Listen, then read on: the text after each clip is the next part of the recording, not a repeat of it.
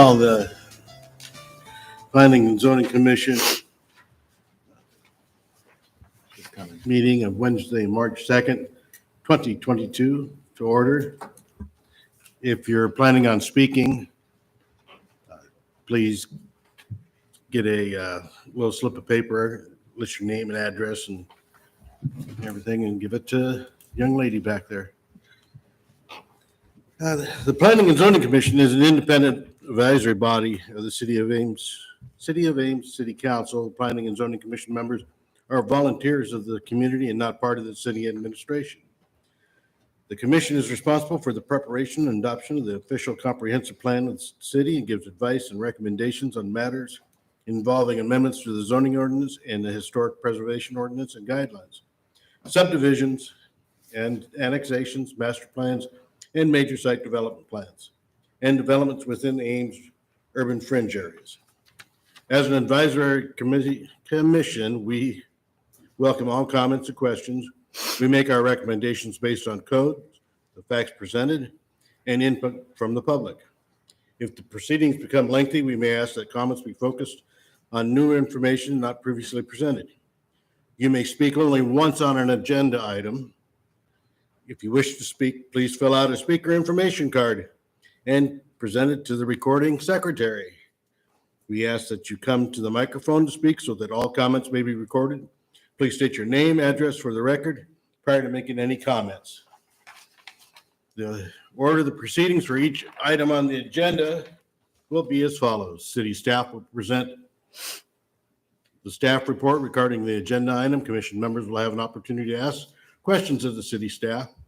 The applicant will be invited to make a statement regarding the request. Commission members will have an opportunity to ask questions of the applicant. Members of the audience will be invited to come forward and offer comments and questions. Once the public comment is closed, city staff and the applicant will have an opportunity for concluding remarks. The commission will discuss the application based on all presentations and any comments given and come to a recommendation for the city council. The discussion may include further questions of city staff and the applicant for clarification. With that, we'll move to the first item on the agenda, introduction of commission members. Okay, on the top. Mike Clayton. John Emery. Ruth Holstrom. Anupreet Minhas. And item number 3, approval of the agenda. I'll entertain a motion. Move approval. Second. All those in favor, say aye. Aye. Opposed, say nay. So approved. Okay, next item on the agenda, approval of the minutes of the February 16th, 2022 meeting. Open for motions. Motion to approve. Do I have a second? Second. All those in favor, say aye. Aye. Aye. All those opposed, say nay. So approved. Number 5, the public forum. If any member of the public would like to come forward to speak on an item that is not on the agenda, you may come forward now.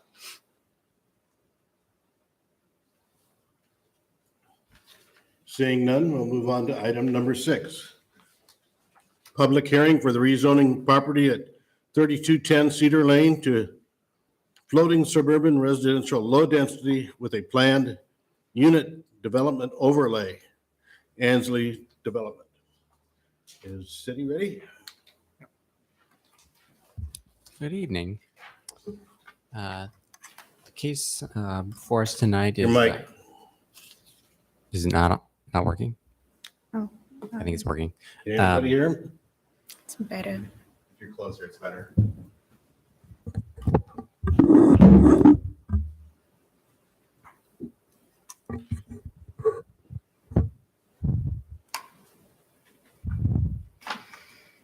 Okay. The Ansley development pictured here on the screen. Yes, Cedar Lane is on the west end of the property. Is owned by the Bergeson family, who are going to be developing or requesting to develop the 58.7 acres here at the south edge of town. Site is accessed from Cedar Lane, and Aurora Avenue is the street that dead ends to it in the northeast corner there. The newly completed Tedesco bike trail runs along the diagonal there along the east end. And the proposed development will include approximately 170 dwelling units, open space amenities, and a small neighborhood commercial area in the northeast there. The property was annexed in 2019 and is subject to a pre-annexation agreement.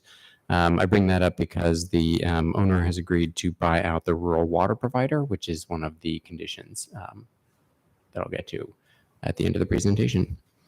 The owner proposes to develop a residential subdivision that'll be a mix of housing types and is, as the chair said, requesting the base zoning of floating suburban residential low density with a planned unit development overlay. And just as a brief explanation, the base zoning will be that residential low density, and then the PUD that's going to sit on top of it will modify certain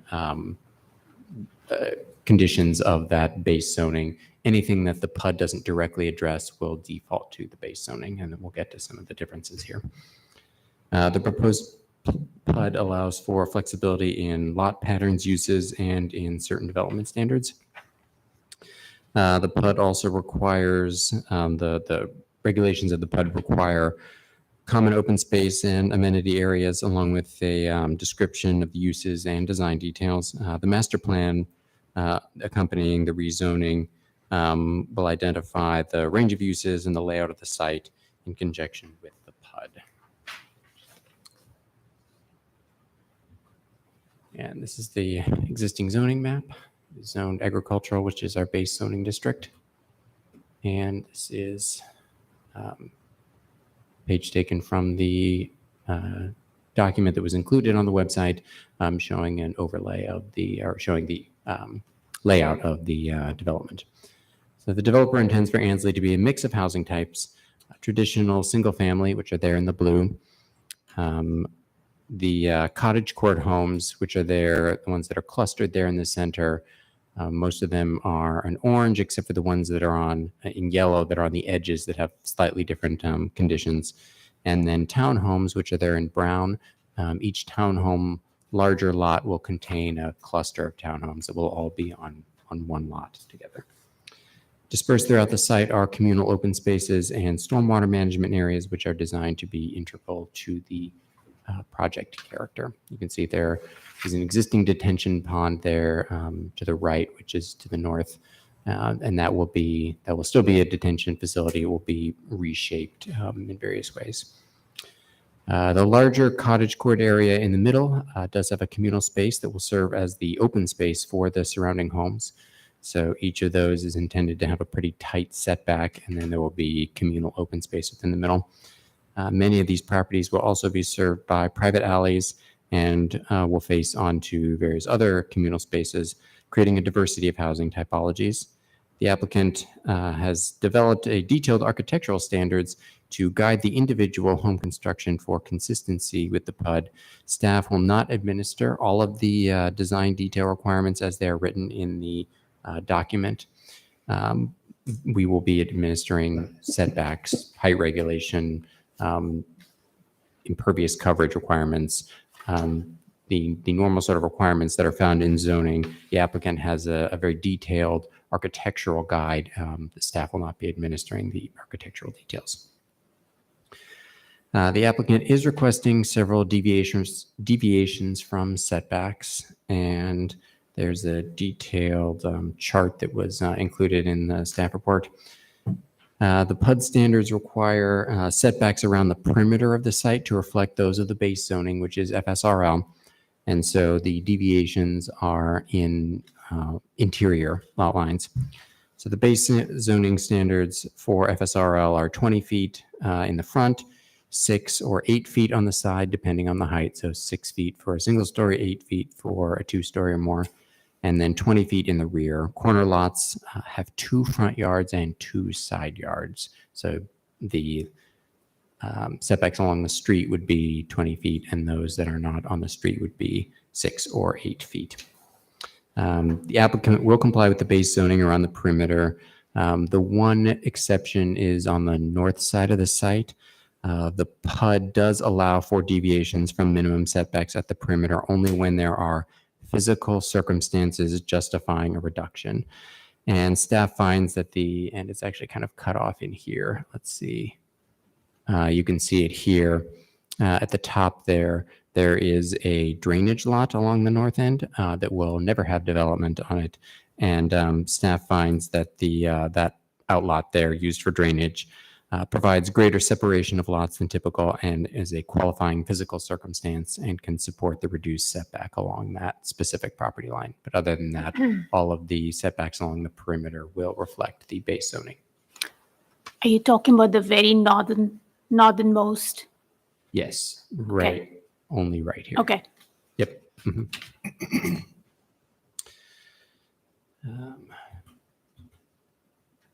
can see here on this map in purple, that area is to be designated for a small commercial lot.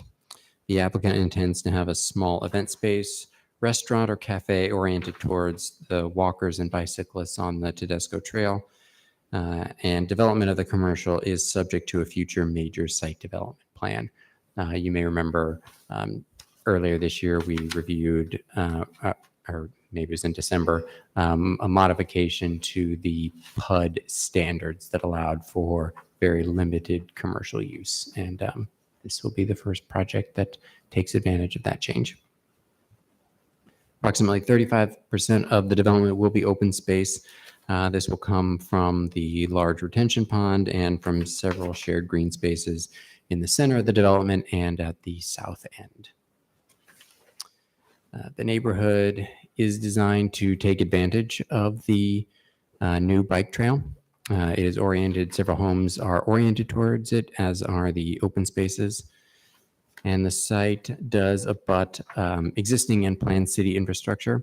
Public road extensions will tie into Cedar Lane, Aurora Avenue, and the future Lunetta Drive, which will come down from Damani. So you can see, I think you can see it better here. This is the phasing plan. where Lunetta Drive will connect into Damani. And there you can see Aurora Avenue as well. The master plan depicts two planned street stubs going out towards the east.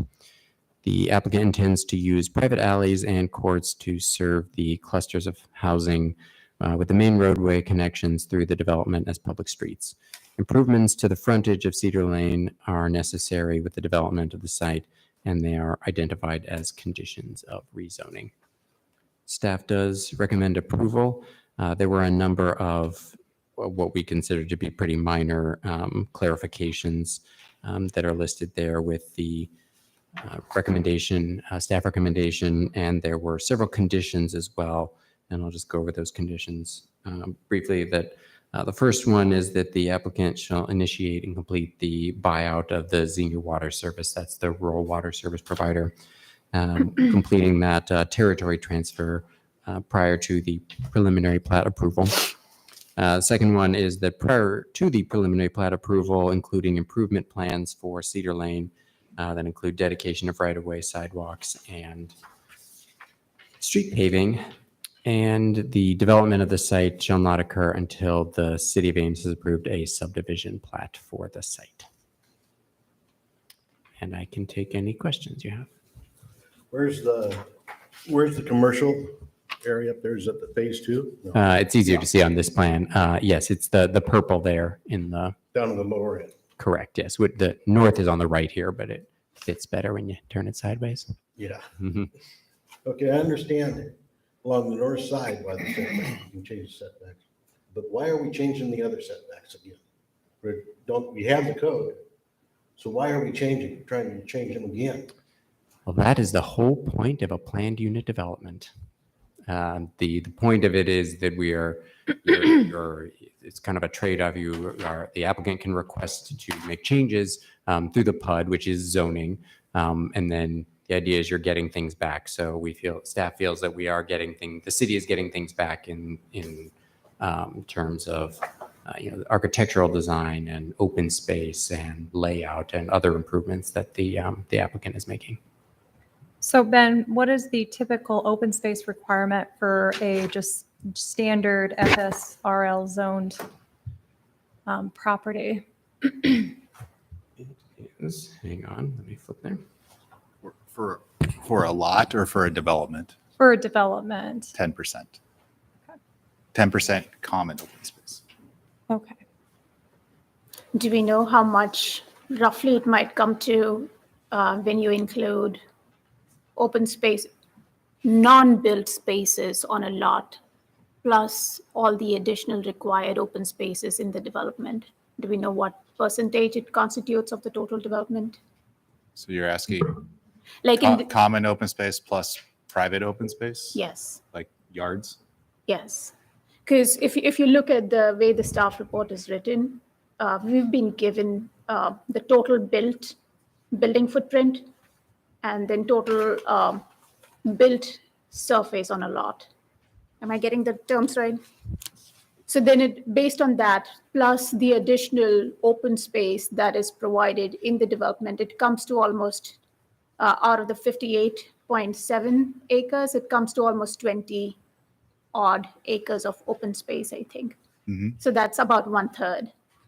Right. Or 30% odd, 33%. So I'm trying to going back to your question, if we're seeing like overall 33 odd percent of open space or unbuilt space in this development, how does that compare to what we would do otherwise in an FSRL?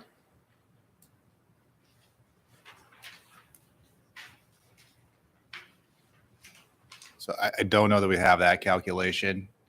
A standard single-family detached lot has a lot coverage limitation. Single-family attached doesn't really have that. So all of the brown areas where there's future single-family attached, we have no information about those. Those are all deferred approvals to the future. So if you just focus on the detached single-family, I think we could probably create an estimate for you. I don't think we have that in the report. So if you want to continue the conversation, we might be able to do some math and figure No, that I think out. that's all right. It's more of getting a sense of the open space. I think in this development, as it's now proposed, it looks like almost 30% plus of the total development is open space. It's common open space, Yeah. correct. That is true. So I think we quoted 20 acres in the report as common open space. And that does not includes the- include private yards. Oh, that does not include private Does not yards? include Oh, private okay, yards. okay. But that includes the detention area, correct? Yes. And that typically is the city standard that the detention areas can count towards the open space calculation? Yes, like it's just a little different expectation. The way it's the 10% can include anything, but it has to be usable, accessible open space. Okay. So So it can't be typically, private, obviously. can't be private. It has to Okay. be common area. Okay, So typically detention ponds for the most part would count.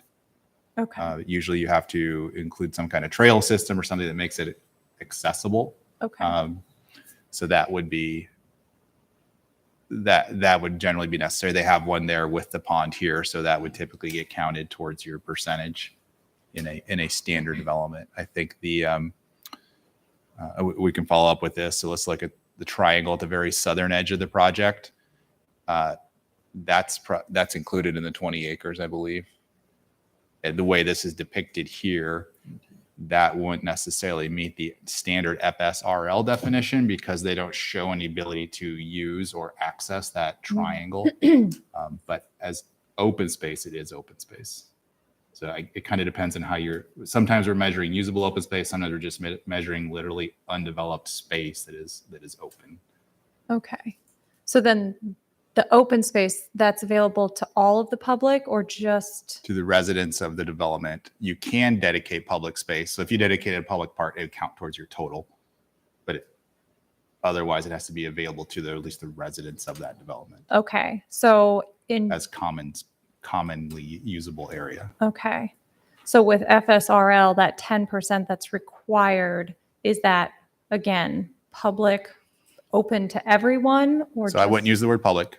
Common open space Common is the open. term. Okay, So it does not have to be available to every citizen of Ames. It has to be available to at least the residents of the development. okay. It could be available to the entire public of Ames, but it doesn't have to be. Gotcha. So then I'm trying to think for any sort of park site or anything like that, how does the city acquire that type? Is that calculated into the developments that are proposed in any way, shape, or form? It can be used as credit towards the 10% requirement. So if you dedicate public space, it counts towards your 10% open space requirement. But there's no requirement for any sort of There's no Public parkland. there's no ordinance that requires park dedication. Okay, You have to look at the parks and open space elements of the comprehensive plan to look at our ratios of acreage to population and the parks master plan about where we expect to see parks. So that is a factor in maybe asking for private open space if there's not public space to serve it. But it's an element that gets looked at in the rezoning, which is what we're doing tonight. Okay. But we don't have an ordinance that dictates X number of houses have to dedicate this much public parkland. gotcha. Okay, It's essentially negotiated based on the parks master plan. got it. All right, that's helpful. Thank you. And that's, you're talking about that upper right, left-hand corner up there. Yeah, the southern corner of the project, which is on the left side of the screen, that is counted in the 20 acres. But if we were looking at it from an FSRL standpoint, which is only a 10% standard, it probably wouldn't get counted because they're not showing any amenity elements in that space right now.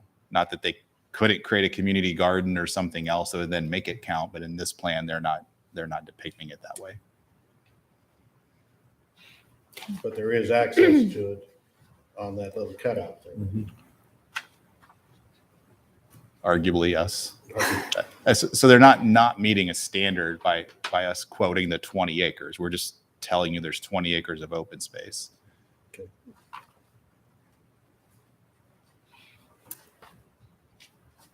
So I have one additional question. So the cottage court homes will have 5-foot setbacks. In the portion of the PUD document that was included, they reference obviously that architectural encroachments will be allowed, and they reference a code section. Do you know what those architectural encroachments are that would be allowed? Yeah. So that section is our standard section for all encroachments. So what we're getting at there is that it will not be any different than anything else. So hang on, let me get there. I can give you some examples.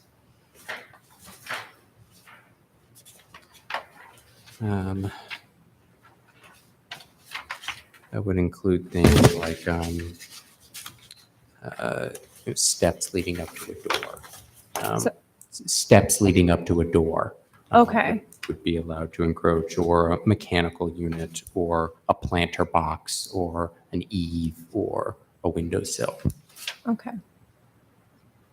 But like a egress window or something like that would be okay? About a window well, Yeah, we allow those. We don't regulate those as encroachments because they're below grade. okay, So yes, they're allowed. okay.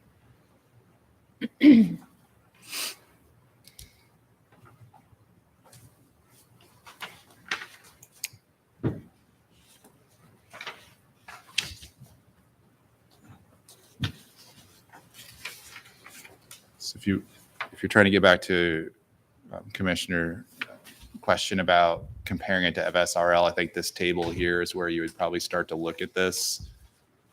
So the lot sizes are, so the issue here, why I would say the coverages are greater than normal, is because the lots are smaller. So they approach the design of, I'm trying to have a more compact lot area, but still deliver a home that is probably a typical market size home.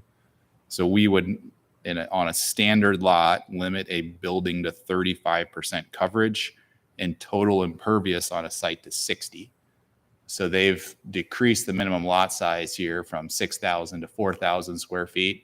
And then they've increased the building coverage from 35 to 70, total coverage to 80. So it'd be pretty hard to get to 80 unless you have like driveways and things that are very short off of an alley or something like that. So does that help explain the individual lot comparison? Total throughout the development is kind of hard to calculate. We'd have to make a. No, I think that's helpful. I think somewhere in the staff report, I also read that by reducing, the design reduces the overall lot size.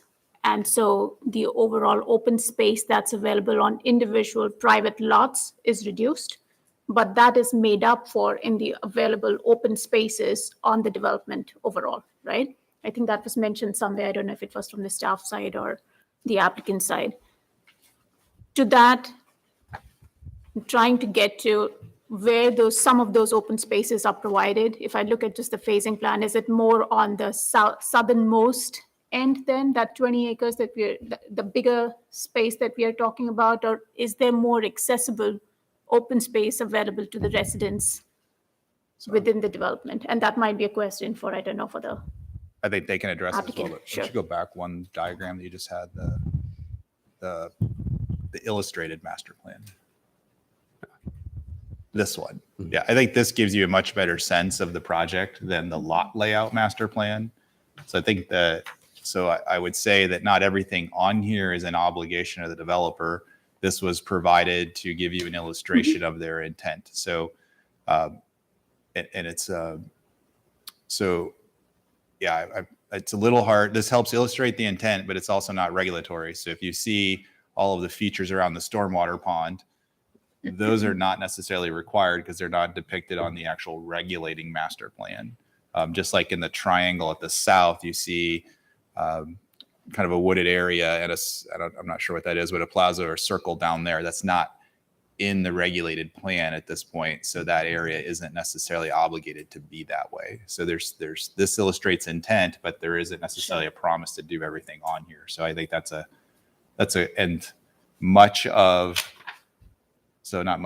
but some of those deferred areas include the pond.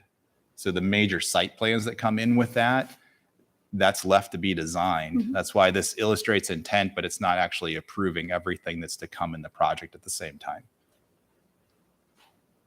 So there's a balance here. I think if if it's not clear to the commission, that's something that we need to understand as staff, and the applicant needs to understand that what needs to be fleshed out more to be a clear plan unit development overlay approval. I like the plan overall. I love that it's much more compact and dense. I really like that. I think for me, I'm just trying to get my head around. And I think so long as the space along the retention pond and also the space on the southern edge, as long as that's made accessible to the residents, I think that sort of ends up achieving that intent of providing that open space in a common format rather than on individual layer lots.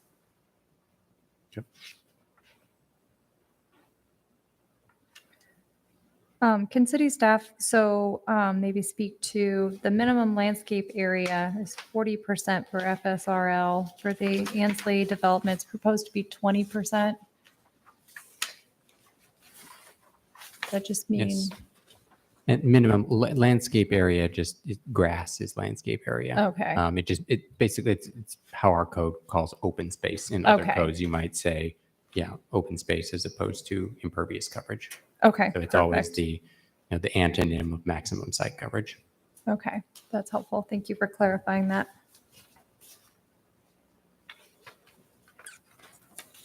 And there's a detailed table of exceptions to the exceptions, and those had to do with applicants' specific vision for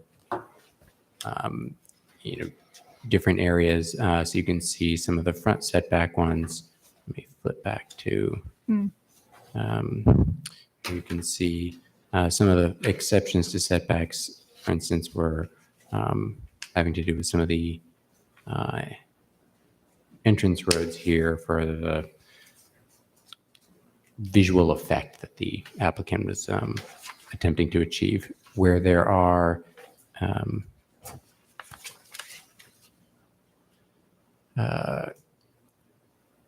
typically where the greater front setbacks, let's see here, you also see there are simultaneously reduced rear setbacks. Those lots will end up with with not very much yard, but that is accounted for in the minimum landscape, maximum site coverage calculations. Several of the other, there are table over here with other, and a lot of those have to do with perimeter setbacks as well. So regardless of applicant vision, the perimeter setbacks do have to be maintained. There were, just to call out one kind of unique condition, these lots here, 7 and 8, because they are on corners, the FSRL, the base zoning, has 2 front lots along Ansley Drive and Lunetta, or Ansley Avenue and Lunetta Drive, and that would make 6 or 8 foot setbacks along the 2 side yards.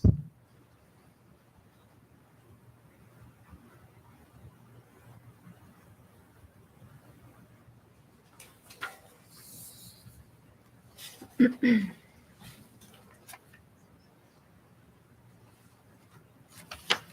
you explain that part again with the 6 or 8 foot along the side? You said setbacks along the sides of those Yes, two so properties? the Where's the easy- side? So the easy explanation is there's no rear yard setback on Okay. corner lots in the base zone. So you end up with 2 fronts and 2 sides Gotcha. rather than a normal front and an opposite rear. Okay. That's all we're pointing out. Oh, okay. I understand now. Thank you.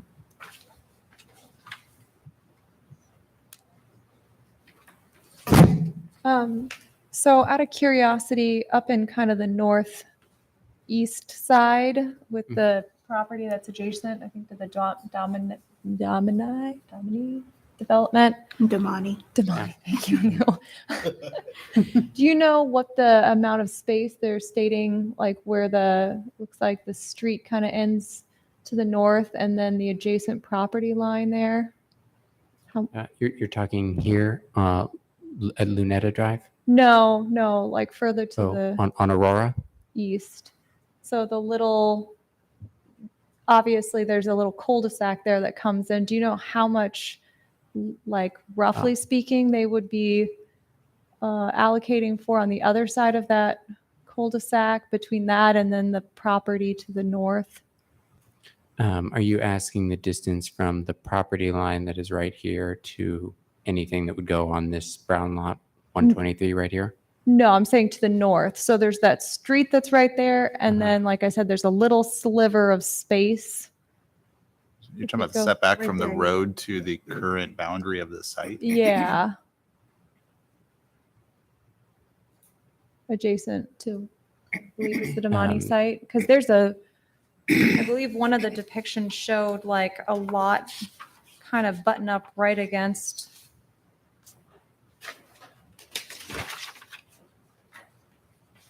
There, I thought.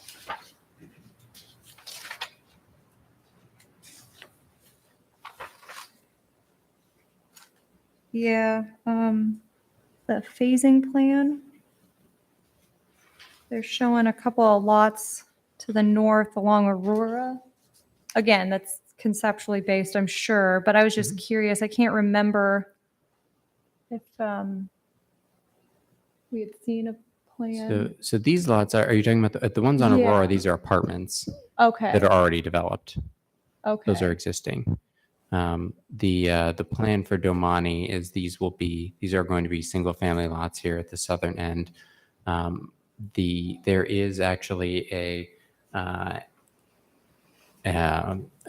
setback easement along the lots. You can see them here along these lots and along these lots here of 50 feet as well. Okay. No, I was just wanting to make sure. I remember those homes, some of them had kind of like an open space like on one side, and I was just curious Oh, with the I road understand being what you- kind of, those are I farther couldn't north. remember what the layout of that development that was. Yeah, that- I understand your question now. Yeah, there are two kind of phases of Damani. The one that's currently under construction, and then the second phase will have the homes where there is nothing on one side, basically. and Right, kind of yeah. A court on the other. But at the southern end, right next to right next to Ansley, they will be standard custom lot homes. Right. And those lots going up, those are already built out apartment. Correct. Yes, Units. these are Aurora is fully developed Okay. to where it ends. Okay. No, that Yeah, it's That kind of, helps. sorry. You can see, I guess this picture gives you the best view of that. Can you remind me why that 50-foot easement was required on Damani? It was because the Bergesons and the developer for Damani originally jointly owned some of this land, and they went their separate ways, and they were going to jointly develop, and then they decided to separately develop. So they split. They originally owned together roughly this piece here, including this chunk and this northern piece. And in their negotiations, when they split, that was something that the Bergesons requested, was the 50-foot setback.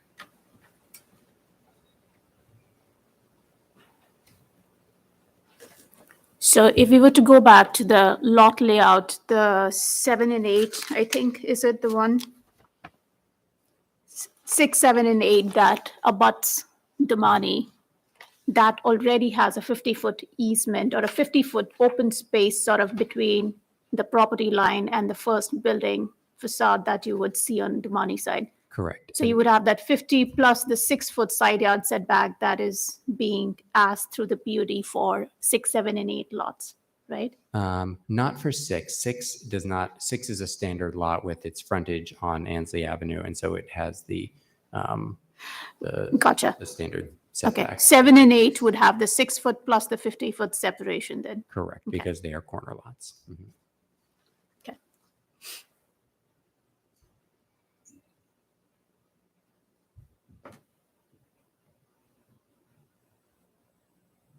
And are the streets city streets or are they private? The streets themselves, you can see on this map, the white are city streets and the alleys are private, and these you can see here between lots, these are intended to be shared driveways. So they sort of function like alleys, but for just two streets, or sorry, just two properties, and those will be private. Okay, so the city will not be responsible for the alleys or whatever you want to call it. Correct, we will not be. And these, the courts here in the middle that are also in gray, those will be private. So the city will not be responsible for anything in gray.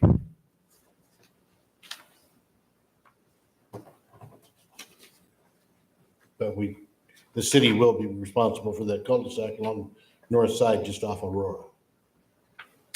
That is the plan, yes.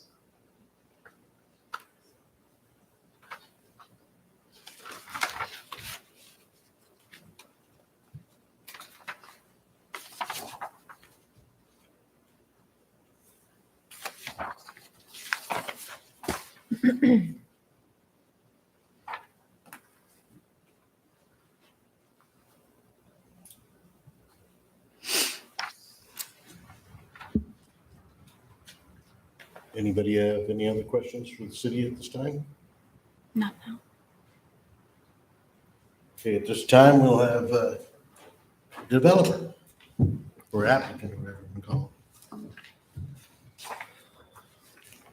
Thank you. Greg Broussard with Bolton and Mink, 1519 Baltimore Drive here in Ames. Benjamin, thank you for the great summary of the project. I think Benjamin hit on a lot of the high points. I'm not going to take too much time. Wanted to comment on a couple of things Benjamin said. First off, the conditions for the approval. We agree with all the conditions. We've already started the conversation with Xenia for the buyout. We're working through the paperwork for that with them. The Cedar Lane improvements, Benjamin and I talked on that today. We understand what's going to be needed for that. We're okay with those, and we're okay with the plating. So we're good with the conditions.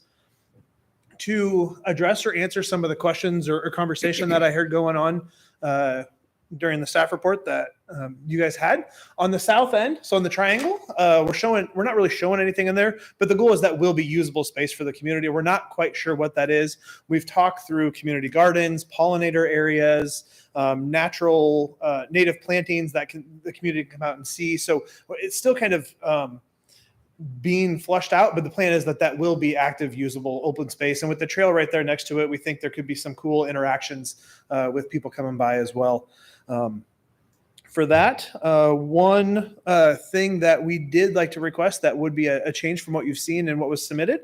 Benjamin, if you could pull open the townhome building form section. So as you go back one quick page for me, Benjamin. On the house, sorry for the house and the cottage court edges, or the cottage courts. Here.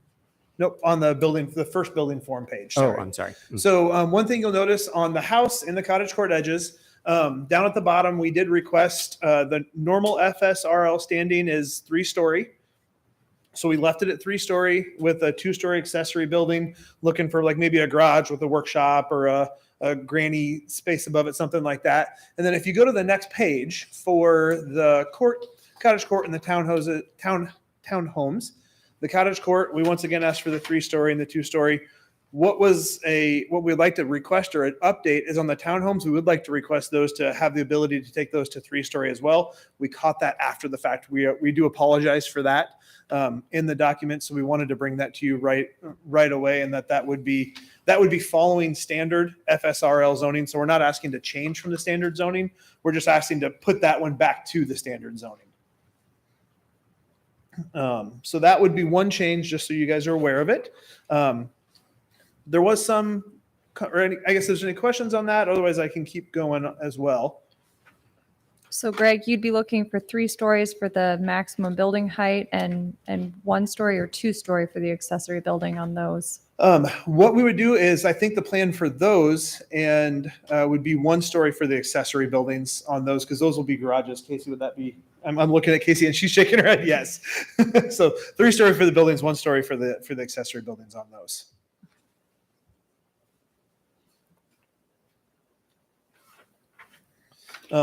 So we need an amendment to the alternative lot.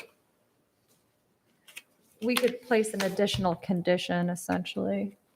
potentially, allowing them Condition, yes. to change Yeah, it. I think essentially in alternative one, you're recommending the proposed plan with an allowance for 3-story townhomes. That's what he's asking for you to do, is alternative one, but also allow for a 3-story townhome. Just trying to make it clear. So just add that to the conditions. Yeah, when we get to the motion, Okay. we'll just make sure that's clear that that's Yeah. recommended to be allowed. One other thing I heard was questions talking about open space and the use. So as you can see, as you looked at the development, the goal is to be a very open, pedestrian-friendly community. Like the cottage court houses, those are going to be very unique because your front door will open into green space. Your front door is going to be out to a sidewalk that you can go for a walk in the morning, take your dog, kind of do whatever you want to do. So the goal is to create open space around all of these houses, not just some pieces of it. So as you start on the north end, we've got the pond there, which we're going to look to create nice amenities around that pond. There'll be a walking trail around that. There's an extensive network of pedestrian routes, sidewalks throughout it. And then as you start to go south, you start to get into more of the larger green space. And one of the cool functions in between, like in the center of all of those cottage courts that were seen as a large communal area, maybe kids can go out and play soccer. Maybe we have some hills that kids can roll down. Kind of a fun community space. And then one of the other things the staff report did a good job of hitting is the trail connections as well. With the great Tedesco Trail that's coming through there, we're connecting to it on Rossway Road and then taking that up to Cedar and extending that trail north. So helping provide open space and connectivity, not only for our development, for the rest of the community. Want to create be an inviting development where we want to have the rest of the city come in as well. We're talking about allowing the city to come in on the very south end? Is that what you're saying? So we're still fleshing out what that looks like. If it's a community garden, it could be community members. I don't know all the details behind that, John, but it could be community members beyond Ansley. I don't know the details of that yet. We have talked about maybe some pollinator gardens, so maybe people can come and see those, and just trying to have inviting open space. And the little notch walkway or pathway, how wide is that? All of the interior sidewalks. No, the access to the very south end. Oh, it should be 20 foot between lot lines. So it qualifies an alley. We aren't calling it an alley, but we could get a sidewalk back there. Yep. So Greg, since it's adjacent to the trail there, and it sounds like the developer's intention is to make that a space that's potentially usable to individuals even outside the development area, is that, I guess, does the developer have any concerns about the public then utilizing that space in a way they might not be? Yeah, that's Okay. that's a great question. So as far as we start to develop that, obviously we have a trail coming through, so we're going to have a lot of pedestrian and bicycle traffic coming through. What are they going to stop, and how are they going to potentially use the land? I think that's kind of some of the flushing out that we're figuring out of how to utilize that open space and how to be inviting while not setting up a space that could be potentially vandalized or anything like that, but trying to be good neighbors as well. Yeah, I mean, I love the idea of having something like that close to the trail, but also trying to figure out, again, how to respect then the folks that live in the development area. And Yep. I can understand it's going to be. And some of that, as we work through our final plan, I think that'll be kind of one of the things we're doing is Story County, as they've done that trail, you'll see kind of the dashed line along that entire thing. That's an easement that Story County has over their trail, that they've planted that in nice native grasses. And so as we start to, our goal is that we're going to maintain those grasses or enhance them, so we can start to create maybe specific locations where you could enter that, or if we want to keep it so that way you enter through the development, so that way you start to notice those people, you can maintain that through the proper vegetation put in there. Lot number 64, has an easement runs through it. Yeah. So that one is a very unique lot. We've talked a lot about that lot. The reason that that's there is the reason that the easement goes through it is has to do with setbacks. If we put that lot line right at the if we move the lot line to the edge of the easement, then we start to get an undevelopable lot. So the goal is that we can utilize some of that easement for our setback and create a buildable lot there. And that's a billable lot. We have been working with our architects on the project, and they believe that they can get a buildable lot out of that. It kind of what we're referring to as kind of a shotgun style house, so real skinny, more of maybe a taller structure. And that's the old railroad right of way, That's correct. Yep. Chicago Northwestern.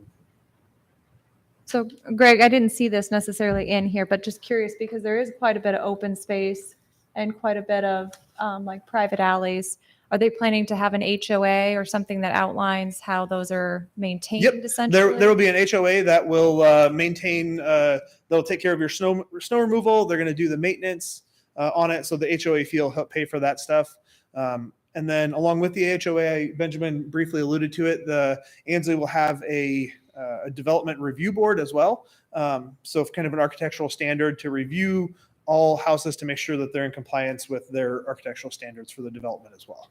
So that's going through the actual design and then build process. Correct. But then if anyone would want to make changes to it, would they also have to go through that process? That is my understanding. So kind of like the historic district sort of, Yes. but Yep. obviously private. Yes, private. Yeah. Okay. Yep. Thank you. And HOA is going to maintain the very south end of it too. Correct. And, problem I can see is if it's not maintained, it's going to become a fire hazard for all those houses on the south side if it's not kept mowed down. So one of the things that the developer is very passionate about is native Iowa plantings, and all of the plantings on the development are going to be native Iowa, and so we're setting those up. And so as we start to determine the limits of where those are, that is something we'll be aware of, because obviously that south end, depending upon the use, if it's going to be community gardens, we'll set that up with the right type of plantings around it, and being cautious of where we put some of those taller prairie grasses adjacent to homes, exactly for what you were saying for potential fire protection. Right, there's well, not necessarily burn ban, but they recommend no burning right now. That could easily take out half a dozen houses. But and then on the north side, that cul-de-sac is Kelly saying it right, it's a public street. That's the way we have it shown right now, is a public on the cul-de-sac on the north end. I was looking at it, and we are. So that's the way that's the way it's shown right now. Just let you know that I live on a semi cul-de-sac, and the snow removal is horrendous. So you might want to rethink that somehow. Yeah, we have to make sure as we get any of those start to talk to fire code, make sure we're providing fire truck turnarounds and cul-de-sacs, an effective way to provide a fire truck turnaround at the end.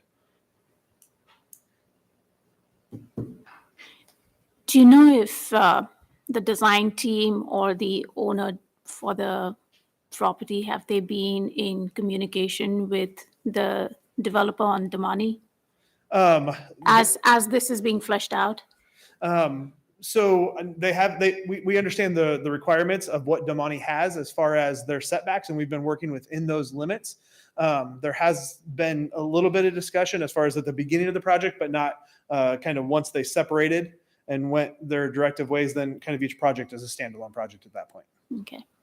Because there's been a letter that's submitted that raises some of the concerns from their end, and I'm Yes. curious if you've had a chance to discuss those with them. I have if read the it's- letter, and I get where Keith is coming from on all of those. So as I started to review those and look at those comments, so the lots 5, 6, 7, and 8 are the ones that were requested to have the 20-foot rear setback.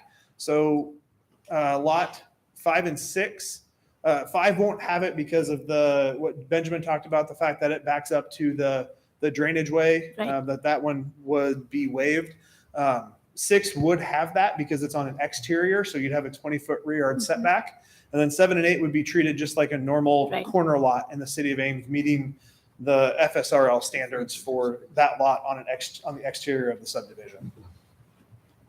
To me, that one still doesn't raise that much of a concern because again, based on the side yard setback, which is 6 feet proposed for those two lots, plus you add in the 50 feet that exists in the easement, that's 56 feet. So you're talking about single-family homes that could be 3-story high, abutting single-family homes, I think, on Damani, which are sort of similar, or maybe 2-story, I don't know. So that doesn't concern me so much. The second point that was raised, or the second concern was raised, was on 123, which is going to be your townhome product, Mhm. which in the staff report came as 2-story, Yes. but now you want that to be 3-story.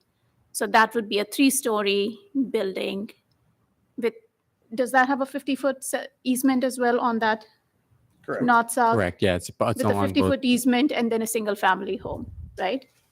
yes. On the money Yeah, side? the 50-foot is along both the west side of Damani there and the south. Anu, what letter are you talking about? There was a letter that was shared earlier today via email. There you go. So that's, so the one, it's from the developer of the area or that development just north. So that's what I'm getting back at. You Yeah. know, when we put a 3-story townhome on that lot 123, how does that interface with a single-family home, which is 50 foot away? I'm not able to visualize that. I don't know if Yeah, that's I mean, something that the- we need to think through. I don't know what staff's perspective is on that one. I guess my opinion is that that lot's a deferred major site plan review, right? Correct.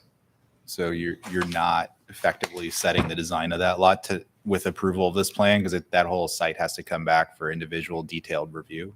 So I think if you saw a 70-foot wall of a 3-story structure 6 feet from that property line and you thought that was incompatible, just because the zoning allows it does not mean you'd have to approve it. But that's going to come back for an individual approval through the commission and the council. So if there was a stated concern that like you wanted a mandatory setback, that could be a recommendation, or you could defer that decision until you get to the site plan approval at some point in the future.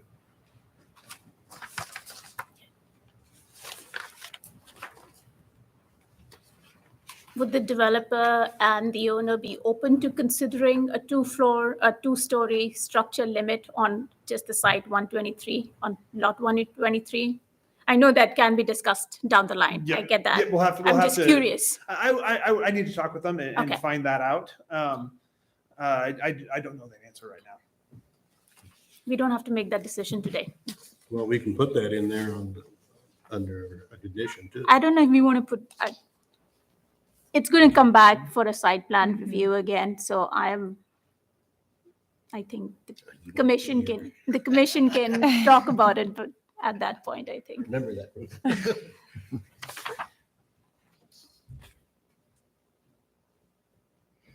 I don't have any other questions for the applicant. Anybody else have any other questions for the applicant? I do. Yeah. Kind of. Okay. I don't know. I'm just kind of,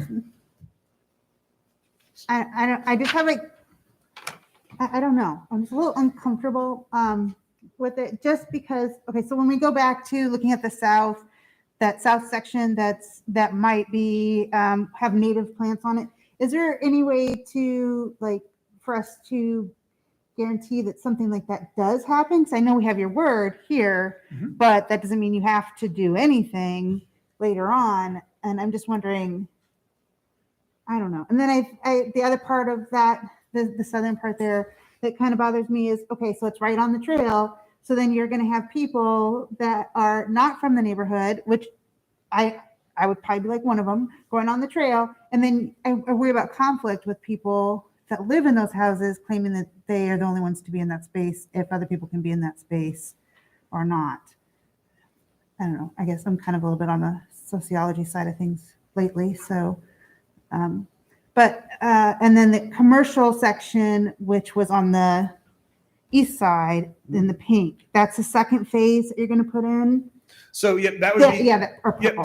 So what the goal is there, that would be a small commercial node with a event center, some that would have the Ansley leasing office or sales office, and then potential restaurant / maybe coffee place for people on the trail to have maybe it would have a patio with a space that opens up to the trail as well. Mini grocery store. I guess I haven't heard mini grocery store, so I don't want to commit to a mini grocery store. I don't know if I don't know what Kelly would think on that for use of in the commercial area, but I guess I was thinking it would be like a Bergie's Coffee since they're developers. So I think that's probably they're a not going to fairly want good assumption. Yes. competition in there. Yeah. And then to maintain that as green space, you were talking about having around the like pond area, having that. I saw there was a lot of ideas for how to develop around that and keeping that green space. But in order, if you did absolutely nothing with it, the minimum that would have to be done is there would have to be a trail around it to have that count towards your green open space. Is that correct for them, that they would have to do that? Can you repeat the question? I'm sorry. Okay, 100% so around the sure. pond, at the very beginning, we were talking about how there's a trail that's kind of a bike trail that's going around it, and that is required to count that as open space, correct? Or, The pond is open space. It's part of the open space calculation. Yes. Mhm. okay, but if there's no trail, it's not, because there's no access, right? Is there a trail there now? I'm sorry. Okay, so let's Back up a logic second. features and there's a minimum. So they're going to Okay. be held to what's on the plan because that's what they've proposed. Oh, yes. So is that the question? Or Yes, if you asked for it to be removed, how would it get calculated? There's a little bit like we don't really need to talk about what's not proposed unless you're No, I'm trying to asking change about the what project. is, no, I'm asking about if they, because it was said at the beginning, like if there isn't a trail around there, that can't be counted as open space because it's not accessible. Is that correct? That is correct, but they show the trail. They'll be held to putting the trail there for it to count That's towards what the it- total. Okay, all right. So to then I be get clear, that. I think we got off on the wrong foot a little bit on the open space. So Yeah. in the PUD standards, Uh-huh. we have a base common open space requirement that matches that of FSRL. Mhm. The minimum standard is 10%. And they're And then it talks about describing the purpose of the open space and some other things. So they've calculated that 35%, I went back through the math, it's 35% of the net area. So it's 17 on Oh. one of these other tables. We said 20 because that was 35% of the gross. 17 or 20 doesn't really matter. They absolutely exceed the 10% usable open space by the trail systems and the orientation of the spaces, excluding that southern tip. So the pond, the central space that we can't quite see on this map, Mhm. and the kind of the circular one with the loop road, all of that together greatly exceeds the minimum standard. Okay. The southern tip is kind of a undefined area at this point. And it doesn't matter with that. Doesn't have to matter. It can matter. I have some notes that we'll be talking with them after this meeting just to kind of clarify things because I don't Okay. want to repeat the same conversations with council probably. I guess I just wanted clarification as to what they were being held accountable for to make sure that So where No. you see trails, essentially that is required. that's what okay. Yep. So I think Thank you. that's one reason why the applicant didn't put something in the southern tip because they didn't know what they want to be held accountable for yet. Gotcha. Okay. I'm putting words in your mouth, but I You- remember those I like it. conversations. I'm okay with that. Sorry, We've had that I- conversation over the last 2 months, and that's why it is what it is right now. Yep. They meet the minimum requirements of what they've shown, but there's some left to be decided, I think. Okay. So like I wasn't going to ask questions. So that was, and then I was like, wait, I just don't understand enough. So that's why Yeah, I a think, plethora of questions Oh, just yeah. came out now because I really want to be clear. And that answers, we're good. I'm on the same page as everybody else up here now. So Kelly, you're saying that those corner lots around the upside down L, that it has to come back before us again? no, the brown area, the upside down L, I guess. The ones about the letter that they had a question about the 3-foot. That's the brown area, lot 105. Is that the number on it? 123. 125. No, one, 115, 117, 123, I think. no, I thought it was The northernmost is 4, 5, 123. 6. Yeah. The L. Are you Six, talking seven, about the eight. blue ones? Or The white one in this letter, which he showed. These. So we went through those. So lot Those are details, 5, yeah. we can walk through that again. So Mhm. lot 5, I think, didn't you just walk through this? So Yeah, lot 5 would not have a 20-foot setback because there's an open space stormwater outlot abutting it. Lot 6 would have a 20-foot setback because that's a rear yard. Lot 7 and 8, they are only required to have a side yard, which is 6 feet for a 1-story or 8 feet for a 2-story home.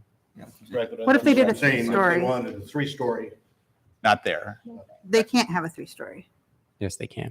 Well, they They could have can. a They could. story, but that's a single. That's what they were, family. you were talking about.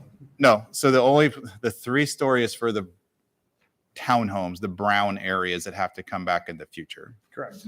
The So- single family were already Okay. listed as Yeah. potentially 3-story, which is what our normal zoning would allow. Uh-huh.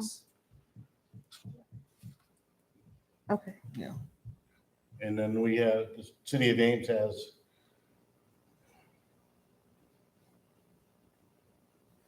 mowing conditions for like on the very south end. They can't just let it grow and, call it native prairie and have it look like some of the houses through Ames. And they just calling it native prairie. Keep it maintained. I don't really know how to answer that question. Find it out. It's kind of beyond the zoning situation.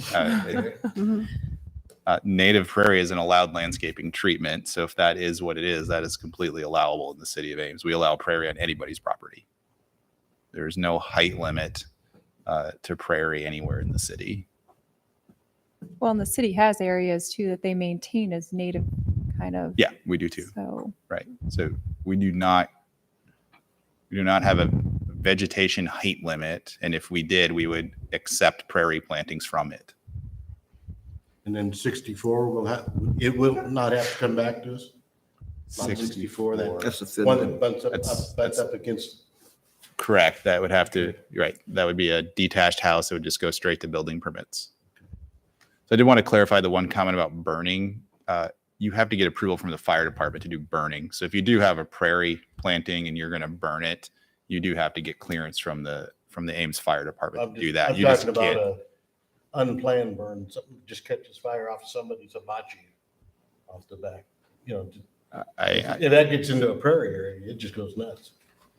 Yeah, I guess we don't really forecast that kind of thing and have fire buffers around homes. That's just not a standard the city of Ames has on anybody's property. So I don't know how to translate that to this as a unique situation that would require some kind of condition or regulation that we don't normally apply to people. Anybody else has any other questions of the applicant? Thank you. Thank you. Thank you. Thank you. Anybody have any more questions of staff? I think the public would speak next. Anybody from the public wish to speak on the subject?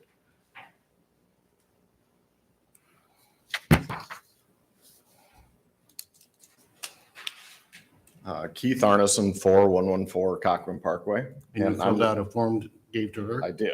Okay. Yeah. And I'm the one that wrote the letter. And I guess I just wanted to talk just briefly, maybe, because I've heard some things here that maybe aren't as clear in regards to what I was trying to get across. And so let me just start by telling you maybe why I'm standing here. And the first reason is that I'm developing the 24 acres that goes north, Lunetta Drive being the third phase of the Damani development. And of course, the phase that's most impacted by this proposed subdivision. And as far as being impacted by the subdivision, if you take a look at the acreages that are on there, there are 4 families that live on those acreages. Those acreages are between 1 and 4 acres each. And the proposed plans that they have a 20-foot setback on any, I believe, on any blue property or even on any property that borders any of those acreages, again, that are a minimum of 1 acre in size. Keith, I just want to clarify. You mean the 4 homes that are here on Cedar Lane, and you're referring to the development that backs up to it along here, right? Correct. Okay. Yes. So basically, there's a built-in buffer that the large lot owners have for those properties. The next group of houses that are probably impacted by this are the 8 houses that are just north of this group of houses over here. Lots, what, 1 through 5 or 6? Yeah, we've got 1 through 5 is here on the north line, and then So there's a 117-foot waterway there.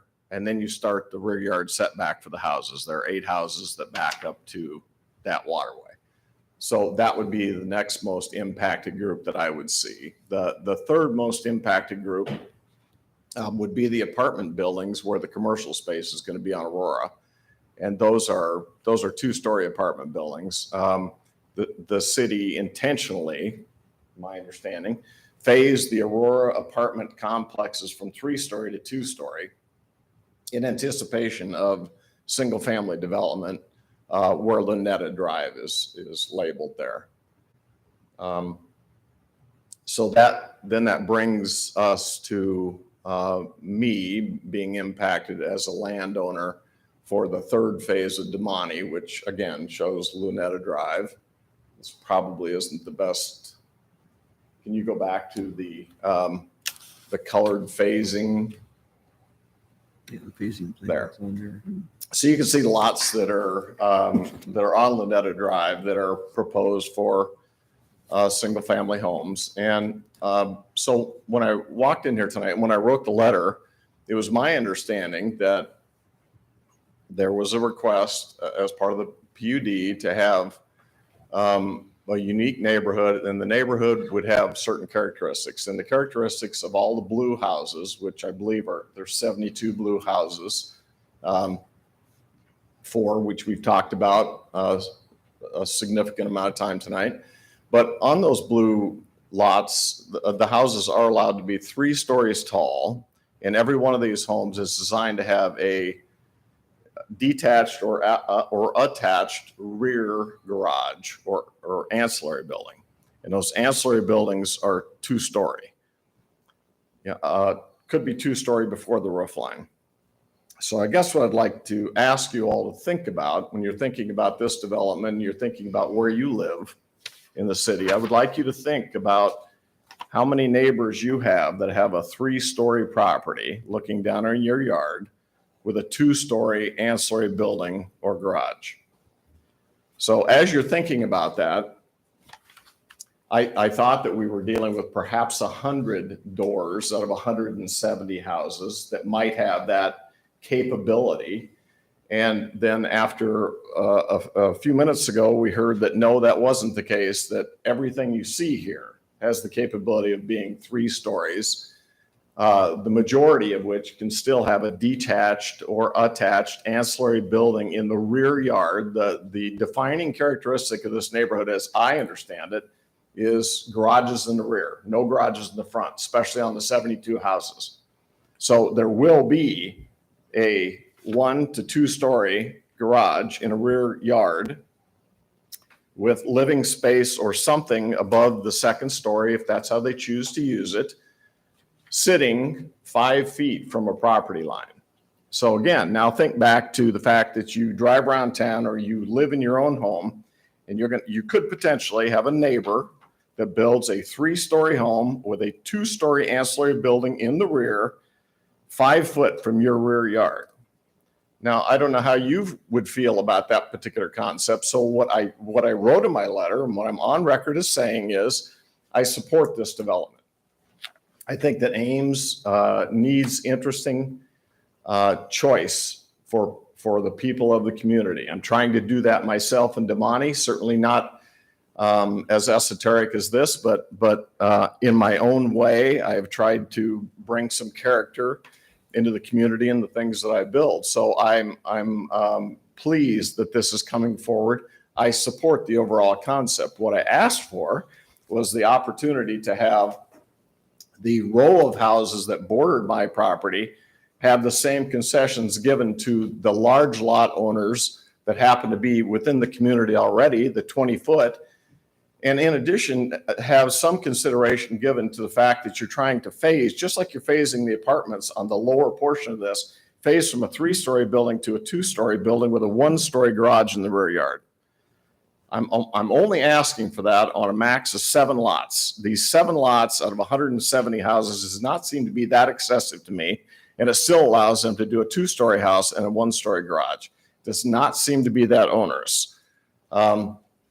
There was conversation here about, I think the general perception that you're getting from people who have spoken was that 50-foot setback was proposed in there, and I was happy with that, and that would allow additional spacing between me and the next house.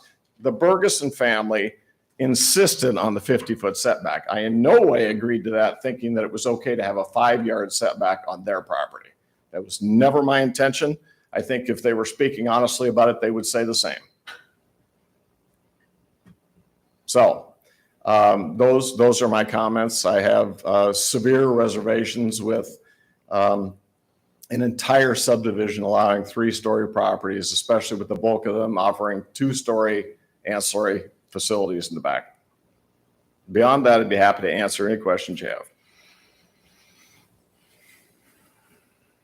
So Keith, I'm just curious. So it looks like obviously the lots in your proposed development vary in size considerably, as I recall. The lots that I'm putting in? Yeah. Yes. Can you put that back up, Bezra? So say that's, I guess, what Yep. I recall. Yep.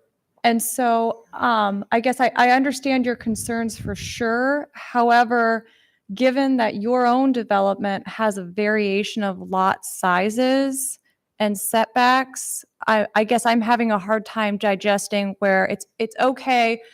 I guess it seems like for your development to have those allowances, but now you're asking us to not allow another adjacent development, similar. This section of the development, again, was requested by, well, at any rate, this doesn't have the same density as the first 2 phases of my subdivision. It's a P, by the way, I'm a PRD. This is a PUD.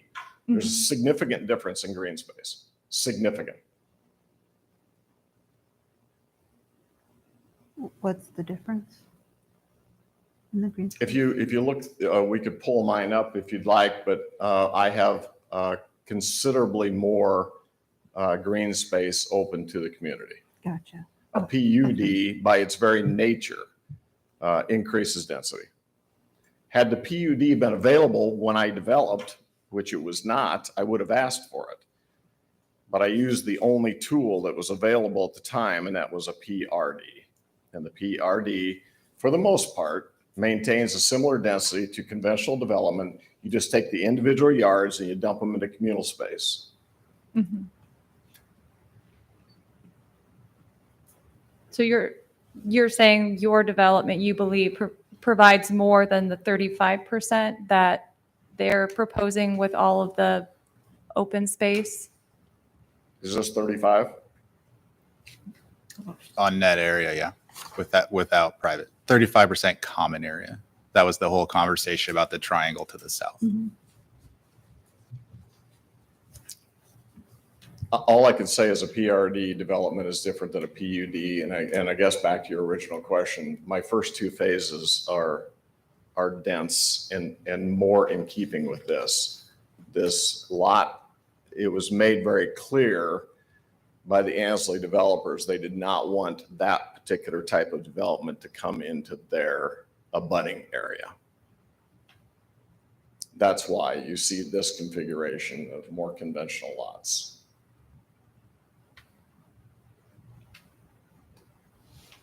But I really would just ask you to consider throwing that out. I would just like you to consider how you would feel personally, or whether or not you drive around town and ever see 3-story properties with 2-story garages. I would just ask, that's, again, I'm fine with it in areas that are remote from areas that have been approved for development.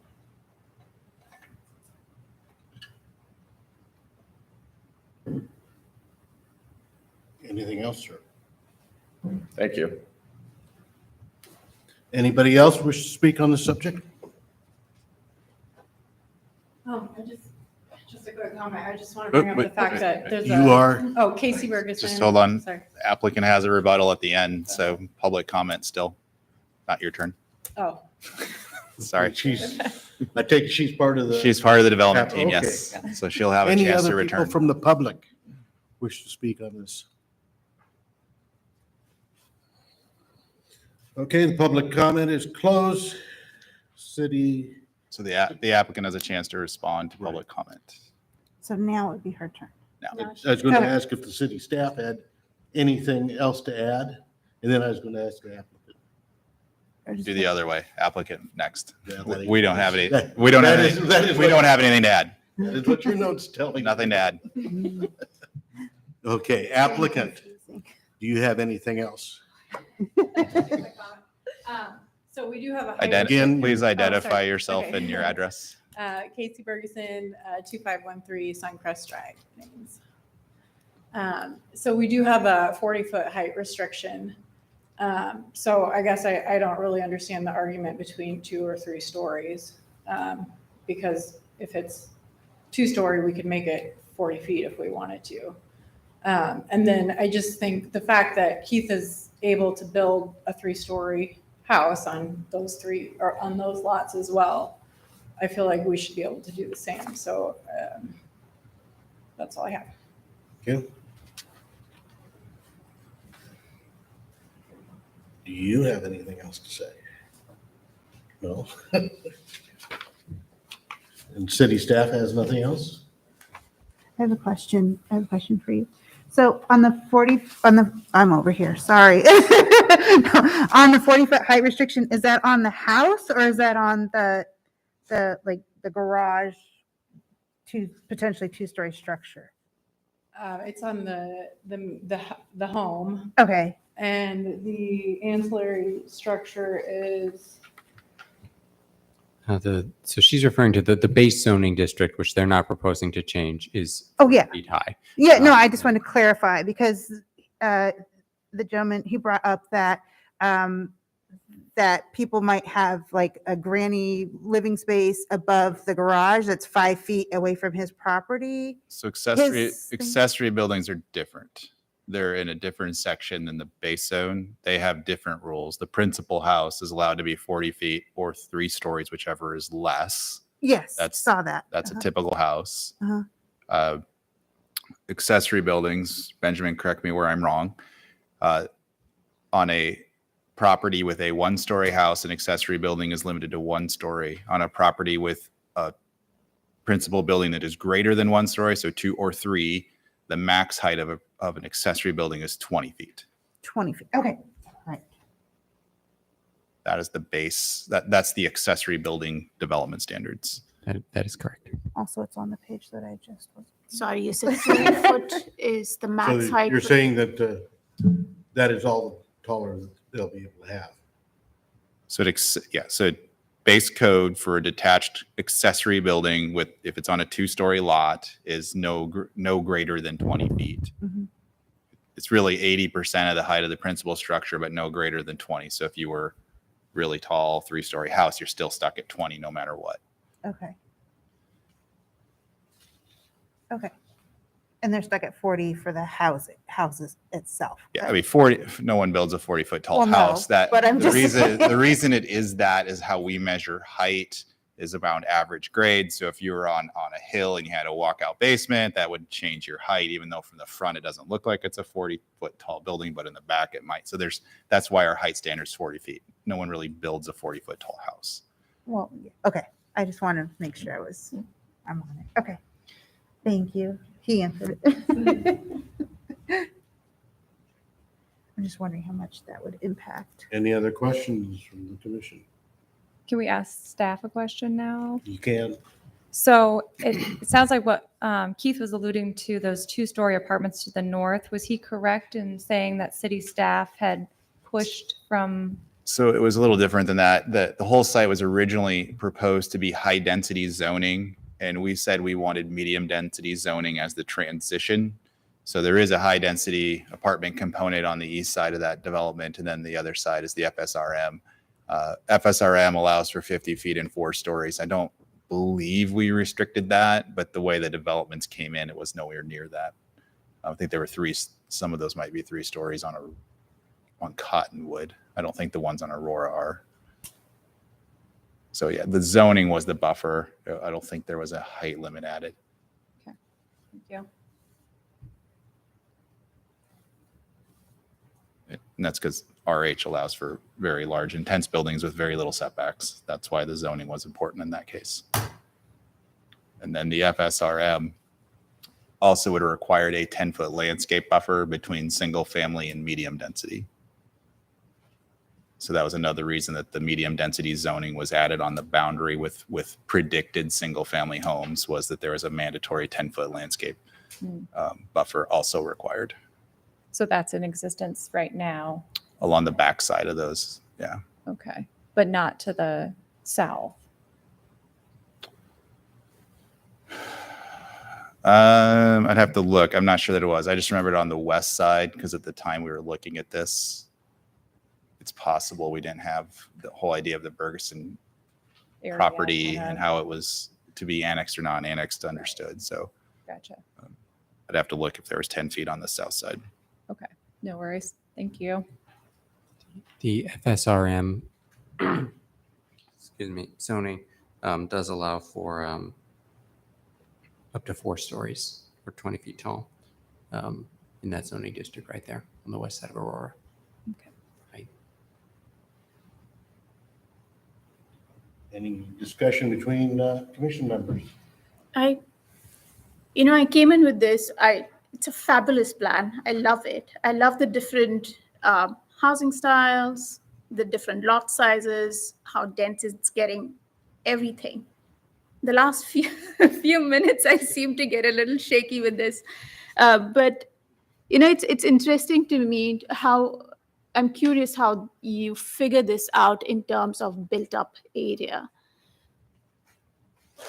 If this entire site were indeed to be developed at the max potential of what is proposed and then allowed, so each and every lot would be built with, say, a 3-floored structure, whether it's a single-family home or a townhome or a cottage, and it has a 2-story accessory building. I know you called it something else in the staff report, but if you have that accessory building also 2-story, granted it's 40 foot high plus 20 foot, so 40 foot for the primary structure and 20 foot for the accessory structure. If the entire site is indeed built to its max potential, it's going to get very, very dense, especially when you look at the fact that from an FSRL, when you're going to the PUD for this particular site, it jumps from 35% max building coverage that would be allowed under FSRL to 70% with the PUD. So that's quite a bit of jump. So your lot sizes are now really small, which is great, but you're also increasing the mass that's built on these lots. It's going to get very dense. So I'm trying to So get it's my about- head are you around talking how about- dense it's going to be if it were to be built with its max potential. Yeah, so let's break that into 2 parts first. So dense in the way we use the terminology, measuring number of units, or dense in just As in massing. I'm thinking just massing so at this point. from an appearance perspective is Yes. what Like sunlight Okay. touching the ground. so if that's a concern, I think you'd have to give direction to add more criteria to the placement of homes. If there's a concern about 6 3-story homes in a row or something along those lines, then that's direction you'd have to give about adding requirements or conditions to the PUD.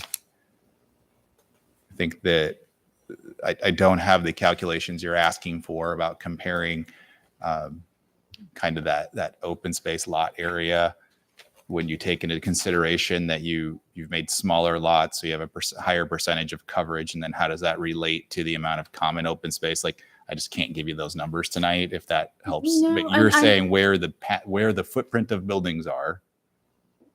I'm not That's a so worried concern. about the common areas. I think the common areas, open areas, there's sufficient common areas, both on the detention pond side and on the south. Okay.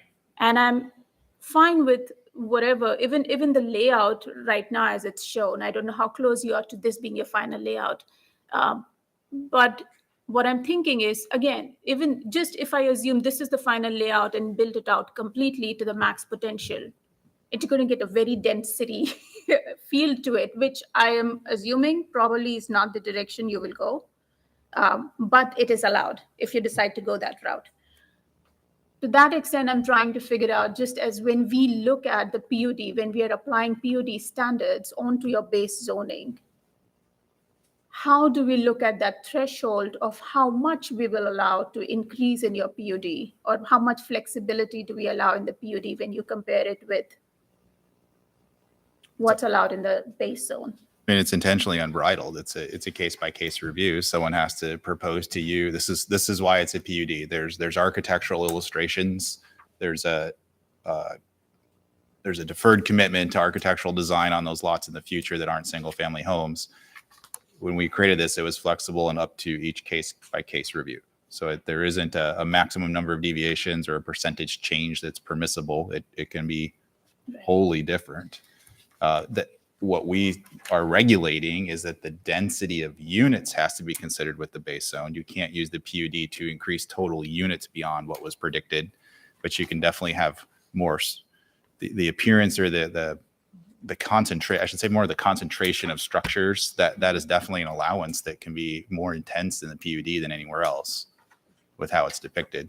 So you're saying that, But at the same time, to be fair, if you came in with single family attached, you could create that wall of 8 units in a row right on the street, 3 stories tall. It'd be a walkable urban environment. So I think that's the question: is this the applicant intends to make a walkable urban and semi-urban environment? Probably.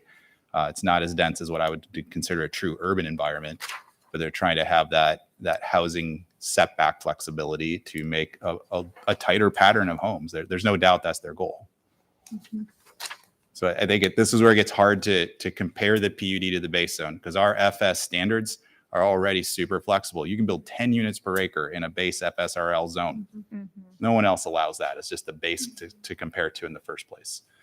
What you really got to consider, though, is it the 1 family, the 2 family, or the single family attached product that is normally allowed in that zone that you want to compare this to?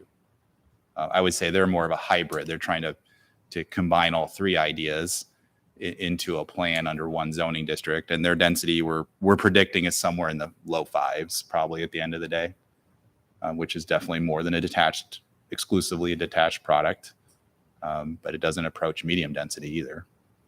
so you're saying that they're not going to add any more lots, or they can't add any more lots than what are on this map, but they can build how they want to. The way this is described, there's a sheet that has the unit counts. Right. I would say that when we get to the final documentation of the zoning agreement for this, it will have a cap of total units, so that when they do the preliminary plat, they have to work from that number.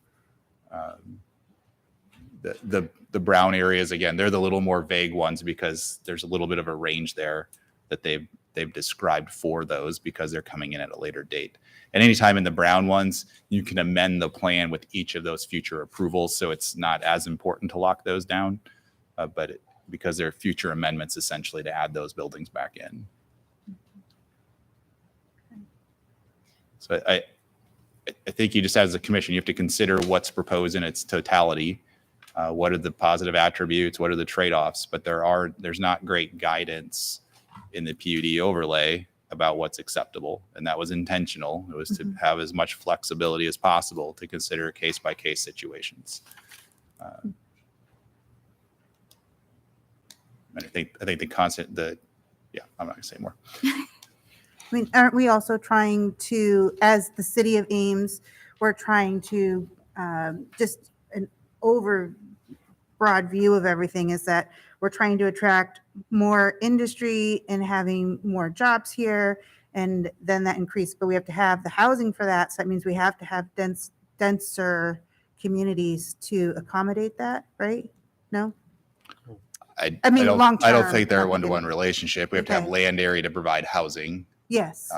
Plan 2040 looked at that as a very diverse options for housing. It did say there was one solution to housing. Okay. So that it's not exactly that, Okay. that relationship. If we hadn't done Plan 2040 recently, Yeah. which we now have, and we know exactly where our growth areas are and how much land's necessary to support population increase, to us, it's pretty clear. Okay. A variety of housing will get us to that number of people we need or want to support everything. So just putting this area in context again, I'm looking at a aerial view. I don't know if you can pull up just the Google map, but you have this development. Then on the northwest is your Ringenberg single family. Right. Exactly north is the under construction Damani, which is going to be a little more denser than single family, but maybe not as much as this proposed development. On the So south is all farmland. So Damani, let's talk about for a second. What Keith was trying to explain is essentially north of Cottonwood is a totally different housing type than what's going to interface with this piece. The part in the south is really oversized lots that we don't really see anywhere, but he has all the smaller 0 lot line stuff further to the north. On the north side. Yeah. I Yeah. remember So what he's seeing it. building right now, if you went out there, is not what would be at the south end of this project. What's on the south end is what the big discussion we had when it was coming through about the big lots and the access to that. I remember when we were talking about it. The top, and the north end is all the 0 clearances. Correct. I'm just wondering, and the developer would have to speak to this, but I guess one of the concerns I would have with the layout and having this street cul-de-sac coming right kind of where it's located, I guess, being kind of close to the Damani, development to the north in these larger lots is, again, you're going to probably get, residents coming in and out of that cul-de-sac area that then, like I said, backs up to those larger lots. So I don't know if there's any possibility to make some slight adjustments, I guess, and move the street further, that cul-de-sac further south. So then it would even maybe provide some street access for that other townhouse lot, 117, and then push those, I guess, the orange and yellow ones closer to the north. So- There is drainage that does come through here Oh. that is pretty fixed right there. Not saying that Gotcha. like this thing couldn't, Flip over. swan, but it couldn't access lot 117 because the drainage will need to come through there. Gotcha. Okay. I retract my statement. I was very hopeful. I was No, like, no, maybe no. there's a happy place that. Yeah, that's why that space is left open there is for Gotcha. regional drainage. Should be only one lot backs up to that cul-de-sac off of Keith's, if I remember right. Yes. There's one big lot in that corner Mhm. But it's One a, or two, yeah. and just one. Yeah. Well, at the cul-de-sac, there's only one. Again, yeah, my concern would be traffic going in and out of there.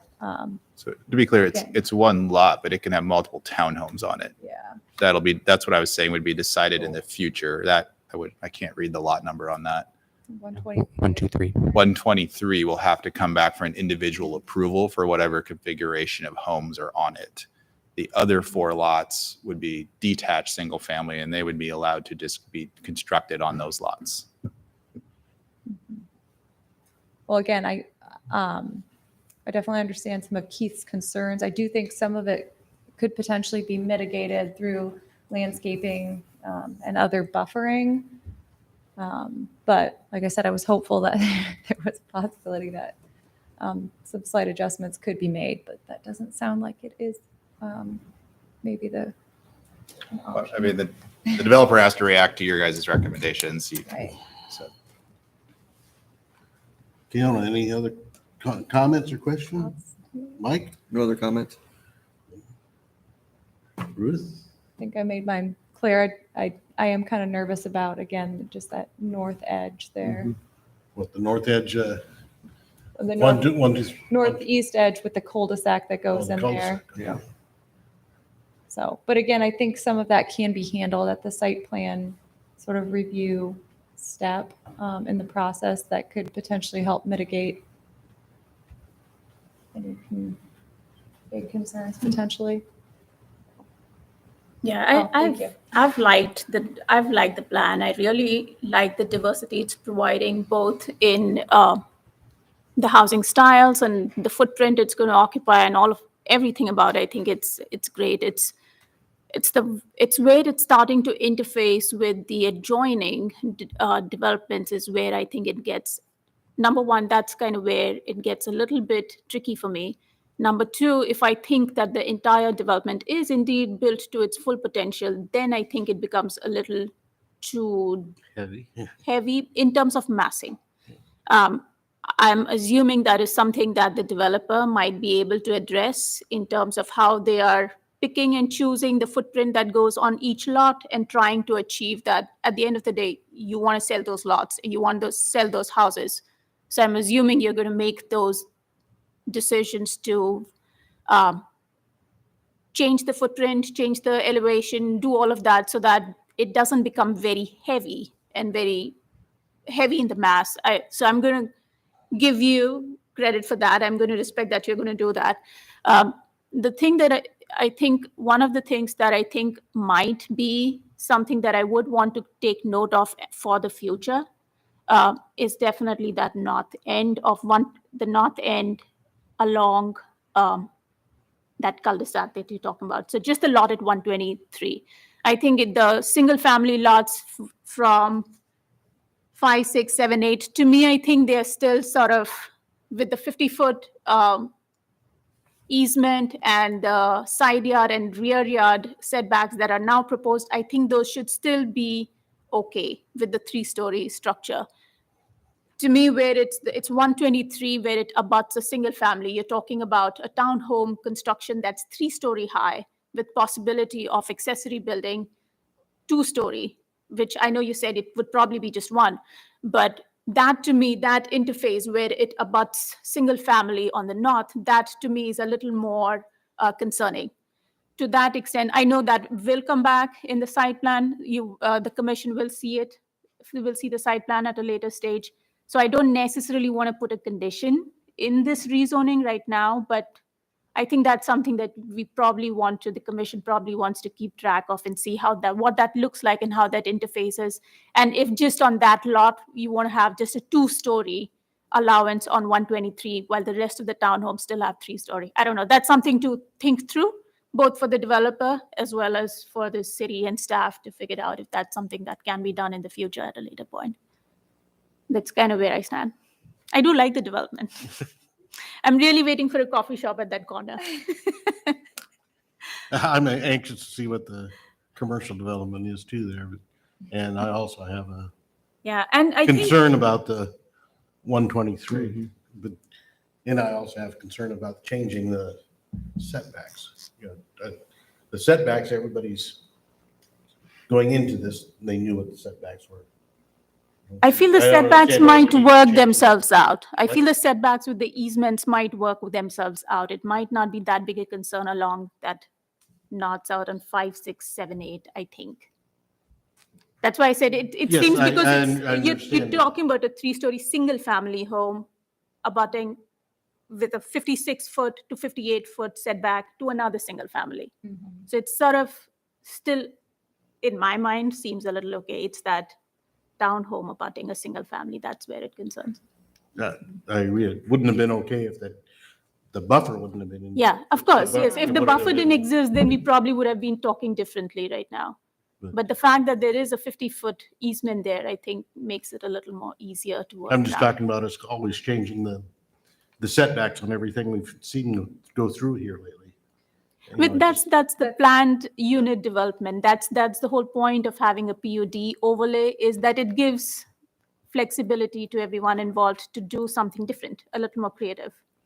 Now, what that threshold is, how much you want to push that envelope, that's what we all figured out, right?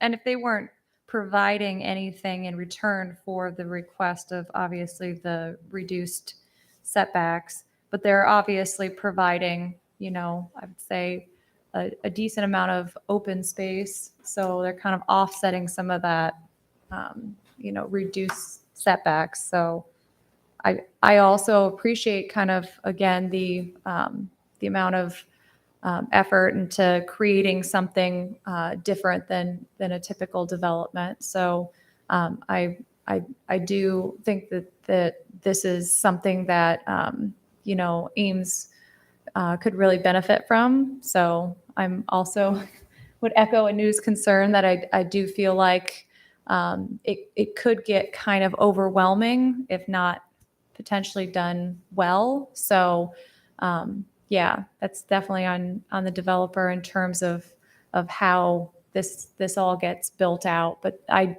think of areas like, again, the downtown historic district where there are 3-story essentially houses next to 2-story houses next to 1-story houses. So again, there's some mix of different housing styles and sizes. And so I guess I kind of imagine some of that within this development potentially. And I hope that, again, the developer is then considering, how those houses are being placed next to one another as they build out the area. So I'd like to see a nice flow instead of also what you're saying, making it look too heavy. The other thing that I would just add in, again, doesn't necessarily pertain directly to the rezoning, but especially on the south side that you have that open space, the fact that it abuts the whole Ted Tedesco trail and how beautifully the city and county have worked on it. It's a really beautiful trail with some of the improvements and other things that are done. I'm glad that you're thinking of following those native plantings and sort of following that direction to the extent that space can be community oriented visually or physically. That would be really appreciated. I would encourage you to be as community oriented as you possibly can within the allowance of how you manage that space and complement what's already existing. I think it's a great asset. You're seeing Ames, the community of Ames, not just the Yes. development. Yes. If it turns out to be a really beautiful area when I'm biking or running around that bike path, I would love to be able to enjoy it in whatever format I can, whether it's just looking at it or, like I said, if there are options of physically being some connections would be fantastic. Anything, Mike? No, I'm excited about the project. I really like it. I would encourage you though, as you come back, in the brown areas where, those sections have to come back in for approval individually, make sure you kind of take into consideration what's been said here tonight and what our concerns are and take those into consideration. Is there going to be any discussion about how we went from the townhomes being 2-story to 3-story at all? Is there any concern about that? Does anybody else have?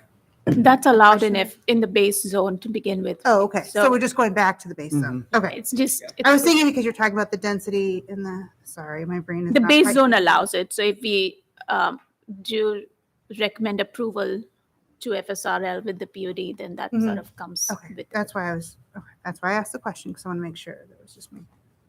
right? Then nothing else. Like I said, I you hope the want town, to give no. them the allowance to You need to change add the it. allowance because it wasn't proposed before Okay. the meeting. Yeah. And that's what I thought. So Okay. under the conditions, allow it, essentially providing an allowance for them to change the townhouse standard from 2 stories to 3 stories, essentially. It was just my reading of my note and, on there made it seem like I still have a question about it. So and I hope you make it flow all together. Like I guess that's what I'm after too, is a nice flow to it instead of here's a chunk, here's a chunk, here's a chunk. So Kelly, would it be best to put it under the modifications and corrections and not the conditions? Since they're Yeah, it's gonna- not really a condition. I think it's Yeah. just, I think you're recommending to add that allowance. It's not a condition, 'cause it's not a restriction. So that would just be a modification essentially. Yeah. Or alternative one. Yeah. So allow the applicant to, Would that be G? Yeah, you could add a G if you want to do that. Okay.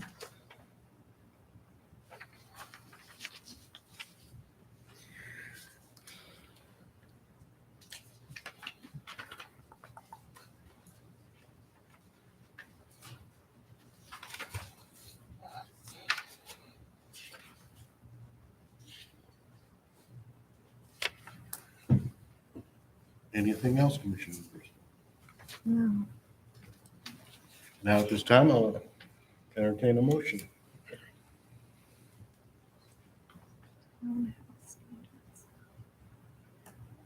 Since you're writing the condition, do you want to make the motion? I can. I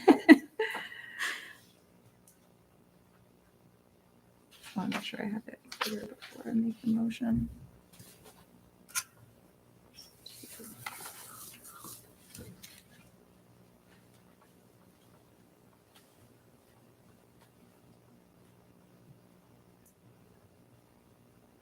You love the time, I take it. Just writing it all out so I don't get it wrong. Okay.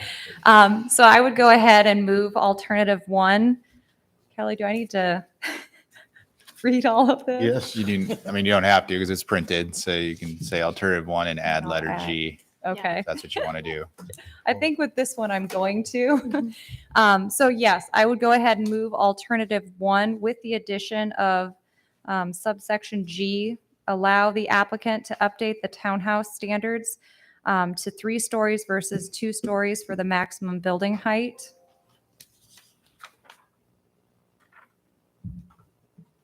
And 2-story accessory? No. No. Okay. We're going to leave that at 1. Okay. In the Is conditions. that acceptable, Kelly? That includes the conditions. Oh. So, Is what acceptable? The motion? How she put the motion? Yeah. Okay, I'll entertain a second. I'll second. You second? I'll second. Okay. All those in favor, say aye. Aye. All those opposed, say nay. Nay. It passes. So Before the- you leave, Keith, I'd like to ask you a question after the meeting. Okay. So this item, Has nothing to do with this, just about your development. Okay, okay, so this was a recommendation of the city council. It'll be noticed for a public hearing as a rezoning and a master plan later this spring as well. okay, commission comments. Do we have a meeting? We have, On the 16th, I hope so. Meaning I have 2 projects that really, really want to be on that meeting, but I can't say they're Gonna make there. it. ready to Okay. be noticed yet. well, in case there isn't, I'd like to thank Anu for being on the commission. I might still be Cheers. back in spring, You in might. spring break. So no, but I appreciate it too. I've really enjoyed being here, serving with you and everyone who served in the last 5-6 years that I've been here. Wow. I've learned a lot from you. It's been an honor, honestly, to be able to sit on this side of the table Instead of over and there. to see the difficult discussions that we must have. And also to hopefully in some form be able to contribute to a little bit to how we plan and what's happening around in the city. It's been an absolute honor. Well, it's Thank been you an very honor much. having you with us. And same thing with Doug. We don't get to see him again. And you. I hope we don't end up with an even number of people again. I was just gonna ask, I hope we have people coming Yeah, I was in. gonna say, like, what? what's The the even number of ETA? people on this commission is not good. Appointments to the board are on the March 8th city council agenda. Yay. Okay. Yay. That's all I can say. Yeah, wait till Friday to find out who they are. Did you guys Okay. struggle? Because they're from the mayor, they're not from me. Any other commission? No, but we have an even number. Okay. when do we usually do officer elections? So Just had that in I'll have to look at the bylaws. I just remember the bylaws review is in May. I don't think we do it at the first meeting in April. I don't think we do. I'll have to look. Okay. That seems a little unfair for new people to get seated and then say, hey, let's vote Right, for a chair, and you I don't was even just know. like starting to think. Seems like we've done it. Yeah, so I'll have to look. I don't remember if it's at the same time as the bylaw review or if it's at a different date. Don't show up for that meeting doesn't mean that you won't be chosen. Oh, I know how it works. I know how it works, so I'll be there. Any staff comments? I just actually happen to have the bylaws open, so if you, I will see when the election is. Thank you. Oh, why isn't it working? We said it was going to be Could unanimous. Reelect John. What? Could reelect you. So, yeah, the bylaws require election of officers in the first meeting in April. Oh, So if we have a meeting, whatever the first meeting in April is on the agenda will be election of officers. Okay. So maybe you want to change that in the bylaws. I don't know. But this year it has to be in April. Okay. And that actually sounds right after I said it. Any other staff comments? I do not. Okay. This time I'll entertain a motion for adjournment. move adjournment. Okay, Second. we're adjourned.